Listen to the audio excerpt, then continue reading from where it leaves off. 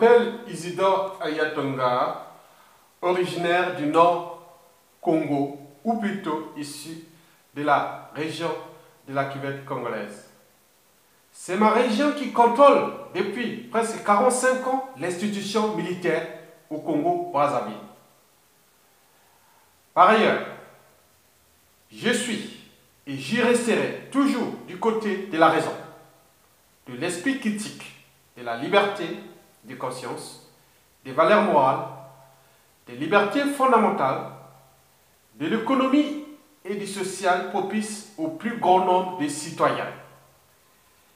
Je suis et j'y resterai toujours du côté de l'équilibre des pouvoirs et pour l'alternance politique dans la civilisation.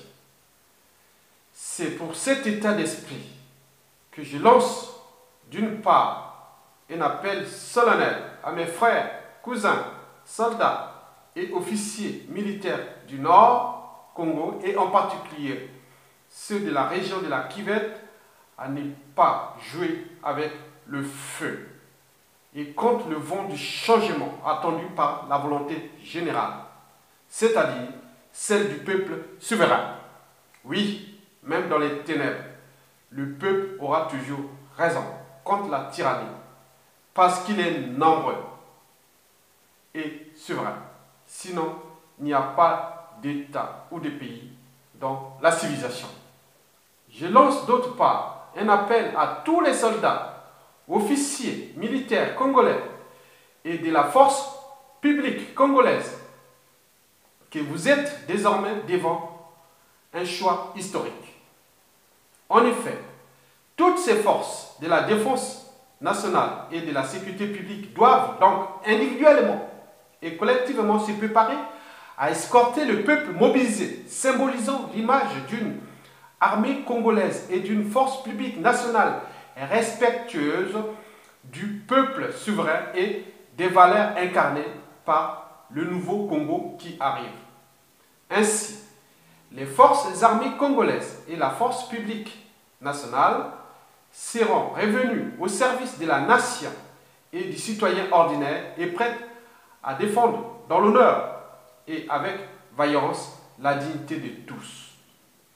Si certains militaires et policiers tentaient d'opposer une résistance par l'emploi des moyens de la défense nationale et de la sécurité publique, les traites devront répondre judiciairement de leurs actes, étant ici rappelé l'article 12 de la Déclaration universelle des droits de l'homme et du citoyen qui précise la garantie des droits de l'homme et du citoyen justifie l'existence et l'entretien d'une force publique.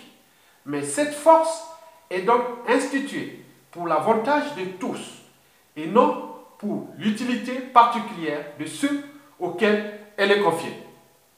Si donc des autorités ou des individus militaires et policiers anti-valeurs contre la souveraineté du peuple contrevenaient aux ordres du peuple mobilisé, il serait alors du devoir de leur subordonner, agissant en âme et conscience, de leur désobéir et de s'opposer à leurs supérieurs, y compris par leurs âmes fidèlement restées au service du peuple.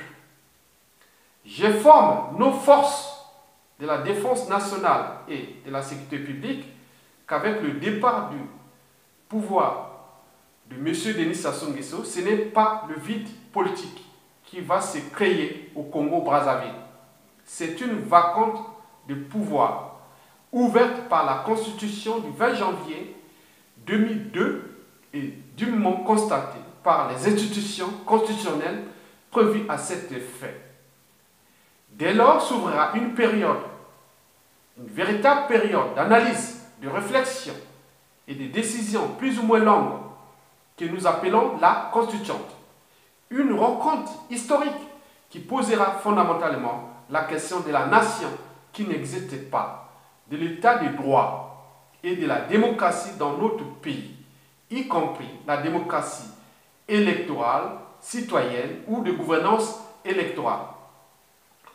en instaurant l'organisation nécessaire à la création et la proclamation des pouvoirs de transition politique, ce pouvoir établi par la volonté générale et approuvé par l'ensemble de tous les citoyens congolais conduira le pays d'une part vers la restauration de l'État, de son autorité, des comptes publics, de l'économie, de la création des richesses, de l'aménagement du territoire, du cadre de vie et du rétablissement de la justice et du social pour tous. D'autre part, ce pouvoir conduira le pays vers la tenue des élections présidentielles, législatives et locales libres et transparentes. Je vous remercie. Vive le Congo contre l'esclavage entretenu par l'Inguesso. Vive le peuple congolais souverain contre la confiscation du patrimoine commun par l'Inguesso. Vive la République du Congo. Je vous remercie.